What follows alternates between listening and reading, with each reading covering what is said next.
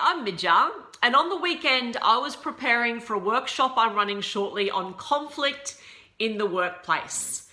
And it got me thinking about, firstly, is conflict such a bad thing? And secondly, is conflict to be avoided at all costs? Now, if we consider Bruce Tuckman's famous model of team development, he talks about the natural progression of team development and that all teams go through these stages.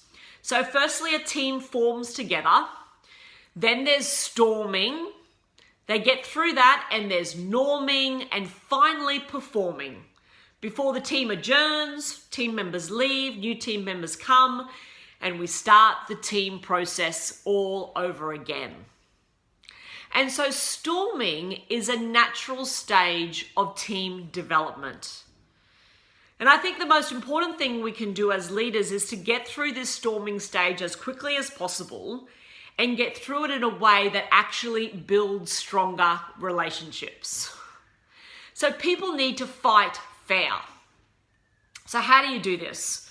Well, I think firstly, you need to have that awareness that you bring your own assumptions and biases and worldview to the table. That other people are going to think differently than you do. You need to let go of having to be right about everything. It's also the case of sticking to the facts and the observable data and the issues at hand. And finally, creating some space between that emotional stimulus when someone really pushes your buttons and how you respond to that. And as a leader, when your team is storming, when there's conflict going on, you can be the coach. And while they're seeing all the differences and all of this conflict going on, you remind them of what they have in common. Refocus on the goals, on your mission, on the values, and also remind them of the strengths and what each person brings to the team. That real team appreciation. And help them with their communication styles and help them to fight fair. Now, sometimes in organizations, people will say, we don't storm around here. We haven't been through that phase. We're all friends. We all get on really well. That's great. But sometimes that worries me a little bit because sometimes instead of storming externally, we can just keep it all inside. I don't know whether you've ever experienced this where you're not saying anything to someone, but inside you're going, I can't believe Bob is saying that. Why is Bob being like that? And it's like holding a beach ball under the water. There's all this internal pressure, and at some point, does the beach ball explode in your face? Maybe there's not enough trust.